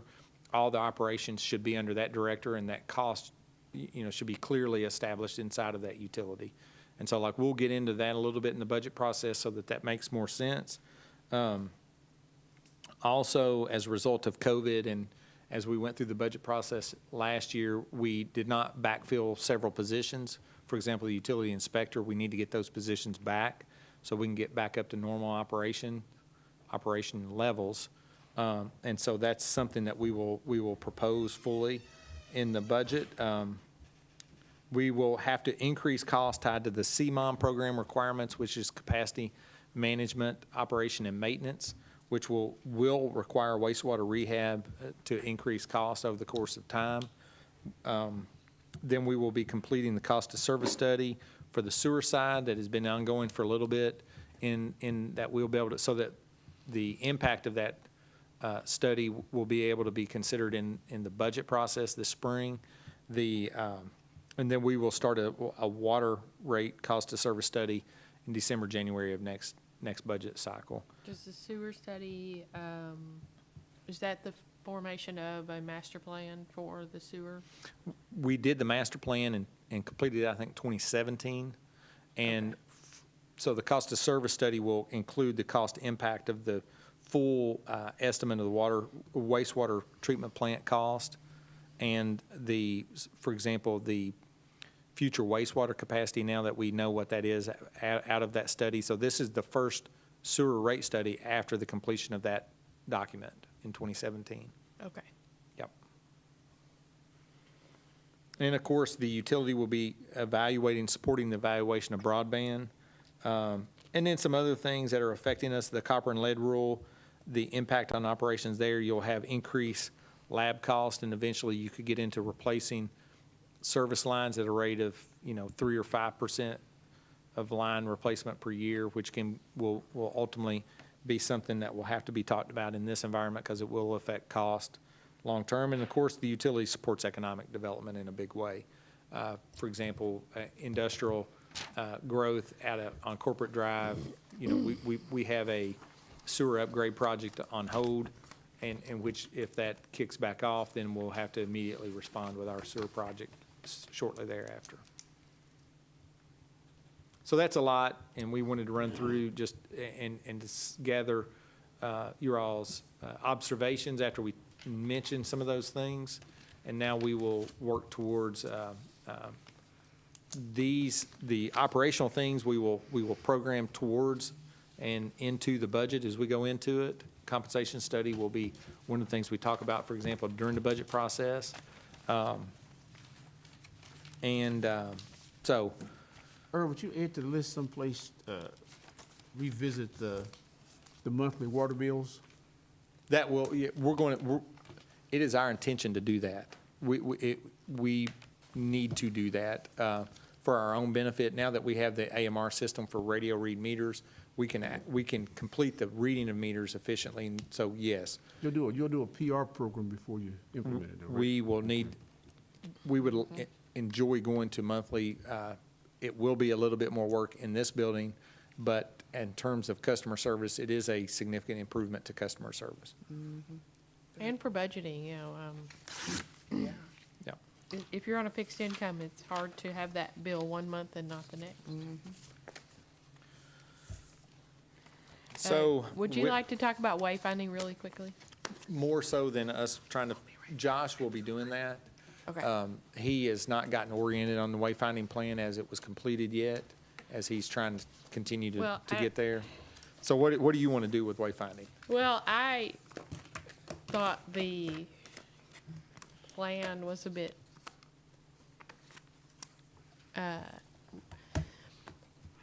let me say this.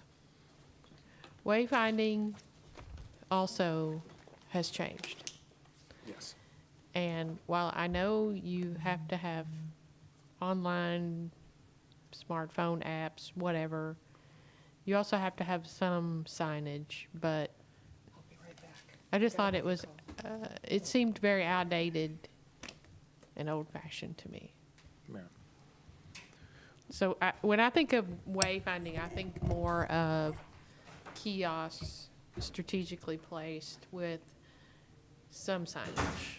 Yeah, so downtown, so really, what we would do to the wayfinding plan to modernize it is you will have transportation signage as on your entrance corridors into town, but when you get in downtown, once someone's parked, you may have a leniency towards kiosk and that type of communication. Yeah, we agree with you. Earl, I think on wayfinding, my answer would be spend some money on it. If we're going to do the outer perimeters of our community, we had $100,000 set aside a couple of years in a row, and we spent $0 on it. The plan had some very elaborate, expensive signs in them, and that might not be what we want to do again, but I spent a lot of time somehow driving between Danville and Harrisburg and Lawrenceburg, and what Harrisburg has done has been very impressive with their wayfinding signage.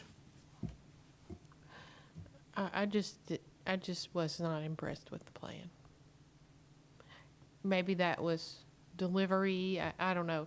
But we are going to have to spend some money on it, and that's part of the question. But we need to spend our money on something worthwhile. I feel like a lot of time and money has been wasted on the plan that we were given. And we still haven't done anything with it, because I just don't think it's a very good plan. Well, we can talk about it later. Well, Just what your Yeah. issue was with it, but that's for a later date when we get into wayfinding. It seemed a little obsolete to me. The style of signage or just using There's- signage? There are pieces of the it that could be manner. construed as that, but there are some, you know, the downtown wayfinding plan had two different tiers of wayfinding, and definitely your outside tiers needed. I mean, it just is. And so that's what we will focus on initially. And in terms of what kind of sign it is, we need to get some estimates. And so Josh is going to work on that, and he has the skill set to pull it off. And so we'll get some good information, and you'll get more information from him that is good, of good quality. So we'll Okay. get there. Yeah, I'm not doubting Josh's abilities at all. I was not impressed. I'll just leave it at that. No, wayfinding. So scheduling a retreat, what we'd like to do is figure out when to have your first really budget retreat, what that would. So you've got a couple different options. If you want to think about it between now and February 8th, and we can schedule, come up with a budget calendar at the February 8th meeting, that would be reasonable, or you all could start pushing us towards when do you want to have your first budget meeting where we talk about the year-to-date numbers and overlay that with our budget and really get into how we ended up last year and get into the numbers a little bit. When do you want to have that first meeting, and then moving forward into the budget process from there? So I guess really my question would be, what does the budget process look like to you? Like how many days are we looking at? How many actual like hardcore extra meetings? You're going to need, you're going to want to be involved. You're going to have one meeting where you look at how you are, where you're at financially. You're going to have a meeting where we have the department heads talk about what their budgets look like for the upcoming year. And then you're going to have to then look at what your community agencies do. And so then you got to look at what does that mean totally, right, for your budget. And you're starting to get to an end point there. You're looking at 4 meetings just to do those things, right? Okay. So you're going to look at 8 meetings probably realistically, which is what we normally get to over the course of time. And it usually takes a couple of months to incorporate all of the data as it changes, to plan for the next meeting, and then to schedule the next meeting. So you're looking at needing to get started. We traditionally start in February. And so what we could do is have a budget calendar and submit that to you on the 8th and go from there, as long as you all don't have an objection to that. I don't think you need to meet before the 8th, and I don't think you need to plan on meeting the week of the 8th. If we have the calendar set on the 8th, then we'll be going forward. I would anticipate regular meetings after the 8th, though. So unless I hear an objective. Like, are we gonna need 2 or 3 in a row? And No. then or once a month, twice a month? Twice a month Okay. is typically what we see, and I think that's what you should expect, yeah.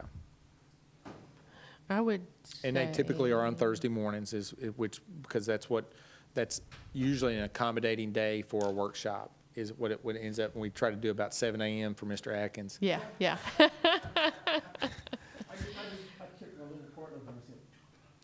Well, and so, yeah, late afternoon, we can do that. We always do early on Thursday mornings traditionally for the workshops, but, we can do in the afternoon. But, yeah, we understand that problem. Yeah. If Ella will be back to school hopefully Wednesday, Thursdays, so those 2 days I'd have more open. Okay. So we'll come up with a calendar and back into some dates so we can program your calendar a little bit on the 8th. I think that's appropriate. Well, yeah, Or we all have, We're not meeting the 8th. we all have other commitments and lives and, we need to plan ahead, Yep. so. If you'll bring something to us, We'll do it. and then we can tweak it from there. Yep, we'll do it.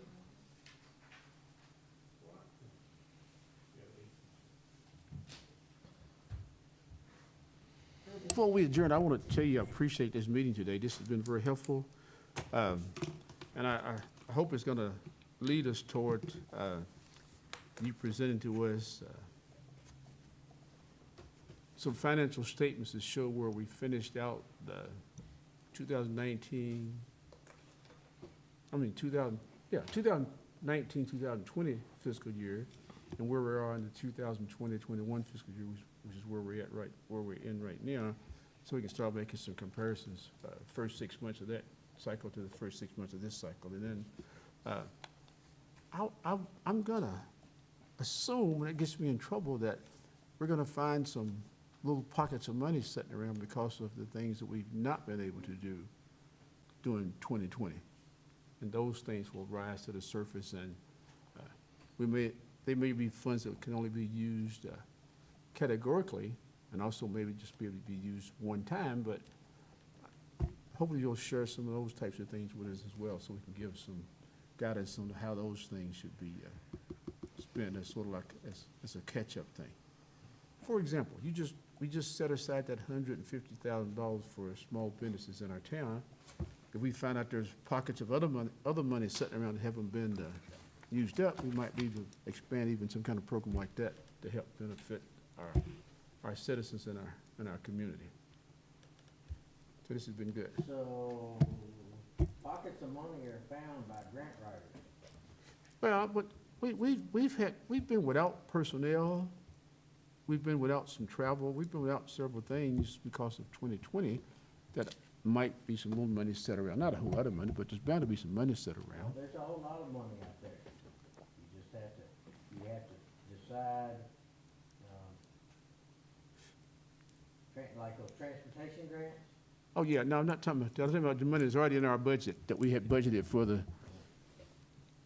1920 year and the 2021 year, the one we're in right now. Some things are gonna I'd come like in to under throw a budget. grant writer on the menu here. Well, go ahead.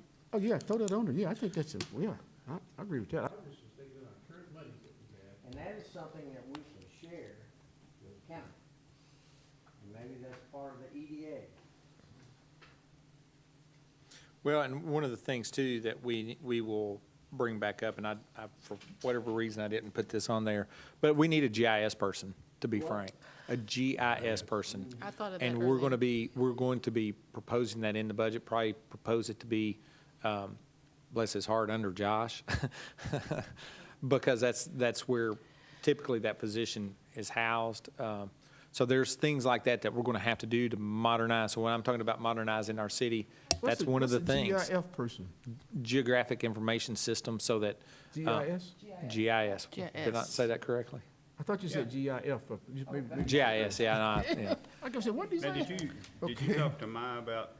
We- y'all gonna we've share met some services or with- whatever? Yeah, that's Yes, where and I so was we gonna do, go with we that. firmly believe there's a partnership there where we had an interlocal agreement that, back in the day, as Kevin Kruczynski, if you'll remember, he was originally in that position and was killing it, and transferred to the water plant and got gobbled up by Kentucky American, now is like big time down in Chattanooga. And so we have to find staff like that again and develop them and. But if we have shared services through the PVA office for the entire county, do we have to have that staff person?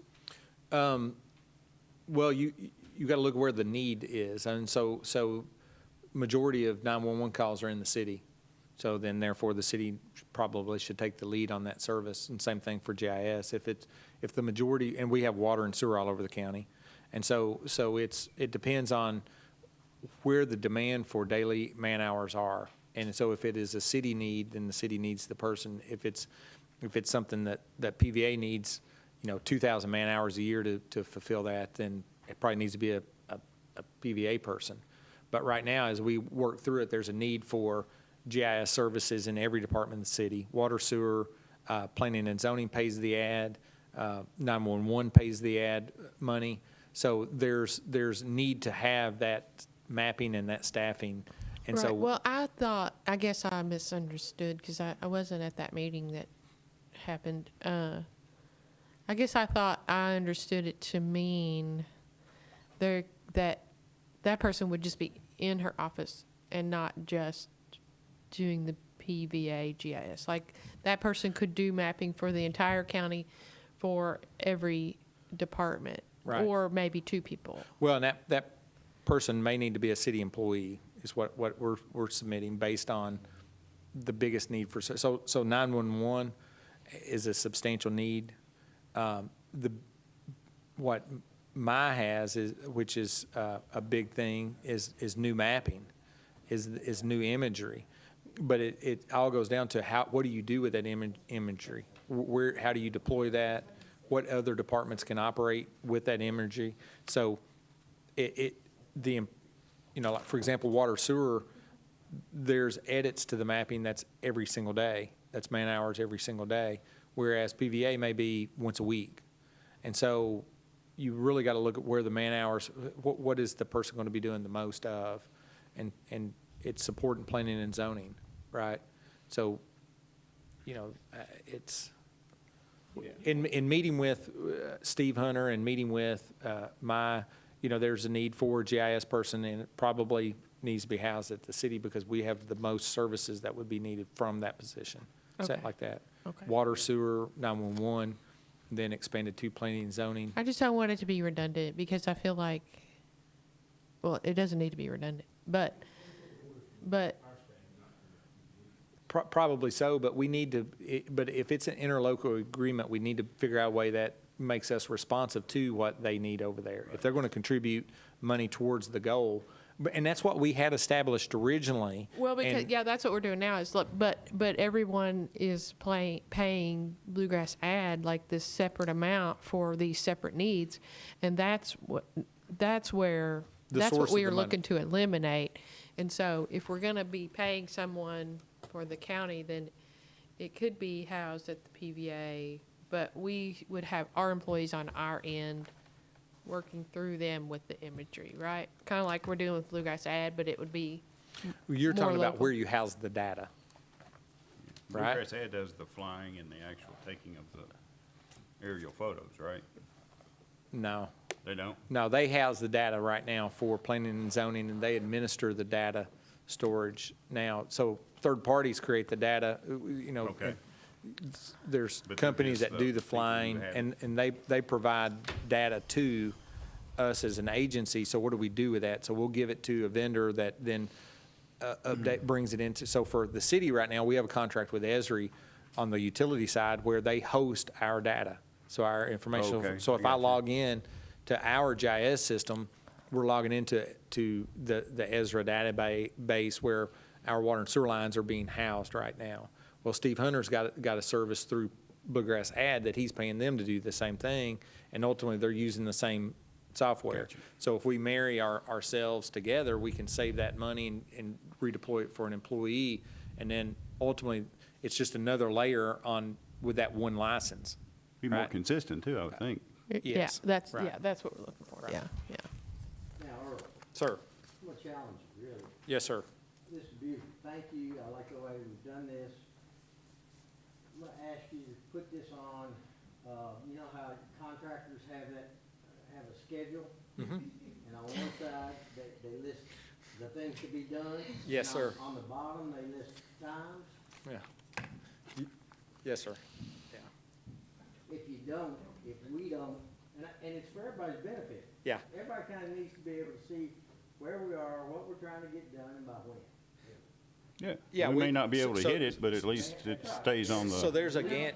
At least there's a target. No, and that's a good point. So when we're talking about organization, I've got an organized list on my little iPad here that's calendar coordinated.